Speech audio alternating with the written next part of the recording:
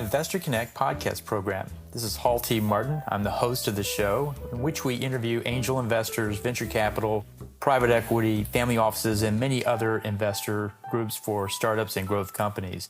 I hope you enjoy this episode. Thank you for joining us. Well, hello, this is Hall Martin with Investor Connect. Today I'm here with Rob Wray of BlueStar SeniorTech. Rob, thank you for joining us. Thanks for having me, Hall. So what was your background before joining BlueStar SeniorTech? What did you do before this?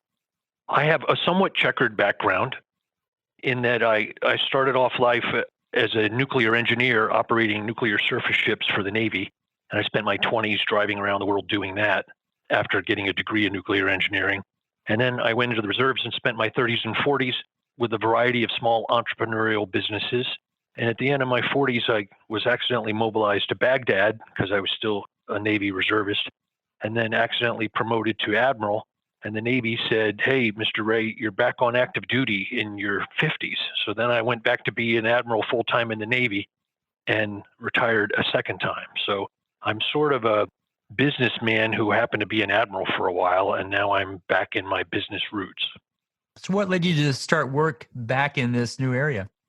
I found as I was leaving the Navy the second time in my 50s, I found two things. One, I'd always been happiest in starting businesses and didn't want to work for a big business where all my brethren, admirals and generals, were going to work for big defense contractors.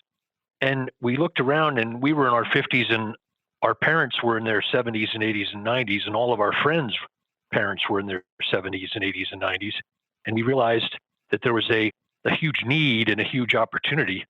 Because in the old days, people didn't live that long, or if they did, they moved in with children or went to a nursing home.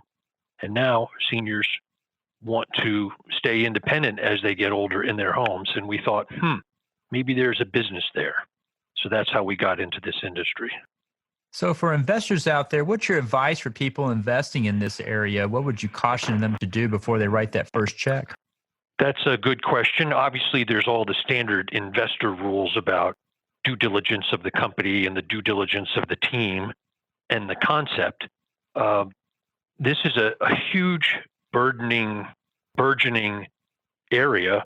I say to people that senior care is riding on twin tsunamis. One is just the growing senior population is growing faster than any other segment in America. The number of 85-year-olds is growing at 6 times the rate of the rest of the country. And the second is the huge explosion of technologies brought on predominantly by the Internet of Things and wearables and the ubiquity of Wi-Fi and such. And so there's two massive movements going on in this area to try to solve a large need. So I guess it would be the old caveat emptor rule. The investor needs to just look hard. Even a rising tide, which hopefully will lift most boats, won't lift all of them. Well, that's great. Well, let's talk about the state of investing in this aging in place sector we're talking about. How is the industry evolving and what kind of growth rates are we seeing there now? Well, the aging in place market or industry didn't really exist 20 or 30 years ago. Everyone in America knows about medical alerts, the help I've fallen and I can't get up button, because they have been advertised on TV for nearly 50 years. And about 3 million Americans, or roughly 10% of seniors, have one of those. And that was pretty much the industry for many years. And then with the advent of cell phones, Wi-Fi, Internet of Things, literally in the last 10 to 15 years, this new industry has started to grow, and that's the aging in place technology industry. It is still an infantile industry. It doesn't really have a trade association. It doesn't have a magazine yet. It doesn't have formal conferences, but it's estimated by industry groups to be about a $20 billion industry, and it's growing rapidly. One sees mentions of 30% annual growth rates.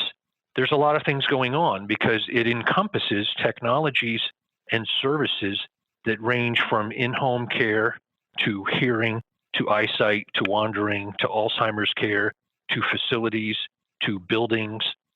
It's just a huge area of taking care of America's seniors. And so it's a interesting and exciting wild west of an industry that we are watching being born as we speak. Well, so what are the challenges in starting a business in this new sector? What do you find becomes the big issue in making it work? Well, just like the Wild West, there are a lot of challenges. In an established industry, let's say I wanted to have a pizza business, one can copy other pizza businesses, and one knows that Americans are eating so many pizzas, and in my town, so many pizzas will be consumed, and I can go and get some of that market share, and I can outperform my pizza competitors.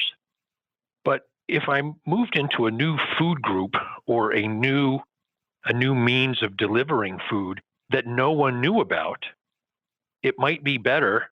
But when you're a pioneer, there's the old saw about pioneers often get the first arrow in the chest.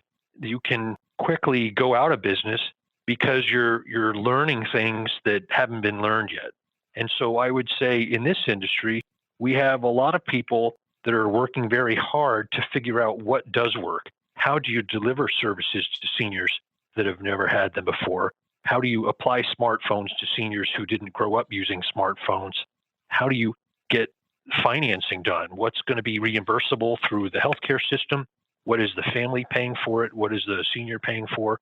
It's got all of the possibilities and all of the potential downfalls of the Wild West because, again, it's a nascent industry that's growing by leaps and bounds. Well, great. Well, let's talk about BlueStar SeniorTech. How does it fit into this landscape? What position does it take, and where is it going? We have an interesting position. This industry has literally hundreds of little companies that are developing technologies to help seniors. There are dozens or actually hundreds of companies that are taking care of seniors in the home or in institutions, continuing care retirement centers or nursing homes. There are almost 400,000 Americans who have a full-time job of being in the home of a senior and providing senior care. Blue Star has picked a position in which we are trying to be the deliverer of technologies and services. We're not creating the technology, we're trying to deliver it to the senior at home, typically through their family. So we're sort of a value-added reseller of sorts, but we're more than that because we are a curator of technologies. And our goal is to say to the Smith family, hey, did you know that you can control or manage mom's high blood pressure with your smartphone? Well, here's a system that does that. Did you know that there's a system that will let you know if dad hasn't opened the refrigerator door in 3 days? Because that's a bad sign, and you'll want to call him and find out what's going on. And so we're involved, again, in not making the technology. I have been there and done that in previous lives. We're trying to deliver it, which is also then an education process. And there are very few people playing the role that we're playing. And when we go to senior conferences, they all say, we have all this tech, we have all these seniors. If we could only get the tech to the seniors, and they all say, Rob, you're doing a great job. But the fact that there are so few of us either means that we're really smart or we're really stupid. I haven't figured it out yet. Well, so you're right. There's a lot of technology out there. How do you handle the education piece, especially with people that are not usually adept at high tech or new tech products? You hit one of the very many important nails on the head right there, and that is seniors. They're increasingly becoming more familiar with technology, but they're still way, way, way behind. We had my 90-year-old parents-in-law had a phone that plugged in. It was just a portable phone, but they would often leave it unplugged, and after several days, the phone would die, and we would have to drive over to their house and stick the phone back in the cradle. And so what we are trying to do, Hall, is to deal with the adult children of the parents. We're dealing with that 50-year-old caregiver who's keeping an eye on mom and dad. And we can explain to the 50-year-old caregiver, okay, here's a wireless Bluetooth connection to a blood pressure cuff that goes through this hub to your smartphone. And the 50-year-old will get it in a heartbeat. And the 75 or the 90-year-old might not. And so the key for us is to deal with the adult kids for whom tech is more comfortable and they're more used to it. Well, it's great. So Where do you plan to go from here with technology, education, or other services? Where do you see it growing? We're constantly on the lookout for new technology. We're constantly bringing on new products. Some of our products in the last 3 years, we've changed out 3 or 4 times. Whenever something newer, better, faster, cheaper, smaller, lighter comes along, we move to that. And that's one of our advantages in being technology agnostic. We can always provide the best product to our customers. And we've seen in 5 years, most of the products that we have now didn't exist 5 years ago. And I imagine that 5 years from now, we'll have an entirely new suite of products as technologies get better, as Bluetooth connections get better, as Wi-Fi becomes even more ubiquitous. So our goal is to keep finding the best stuff that families need and keep trying to reach those families and say, hey, here's your problem and here's the solution. Because my wife and I have lived through this with her parents and with my parents, and there are 20 million other families like us that have the same issue. How do we keep mom and dad safe and healthy and connected, even though they don't live in the house with us? And the answer is technology. And that's what the entire aging in place industry is about. Well, great. Well, in the last few minutes that we have here, what else should we cover that we haven't? Oh boy. Well, there's a lot. We're in an interesting juxtaposition. We're a subset of the healthcare itself, because certainly in taking care of seniors, healthcare is part of it, but healthcare isn't all of it. And much of what we're doing is families taking care of families, so it doesn't even technically qualify as clinical healthcare. Now, I would say that it's an exciting place. It's important. When I talk at conferences and such, I always say, how many people here have a mom or a dad or a grandmother or a grandfather between 70 and 100? 99% of the audience raises their hand. So this is something that affects all of us at one point in our lives.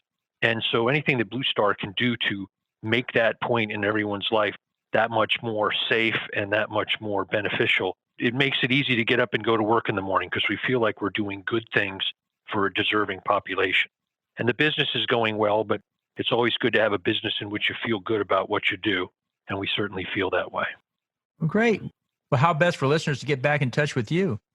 BlueStarSeniorTech.com is our website. I'm on LinkedIn. And if worse comes to worse, you can always Google Admiral Robert Wray, and I'll pop up and you'll be able to find me. Great. We'll add those to the show notes. I want to thank you for joining us today and hope to have you back for a follow-up soon. Anytime, Hall. Thank you very much for having me.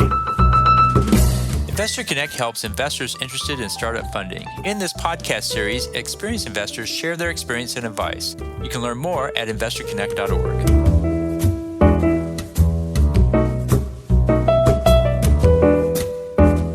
Paul T. Martin is the director of Investor Connect, which is a 501c3 nonprofit dedicated to the education of investors for early-stage funding.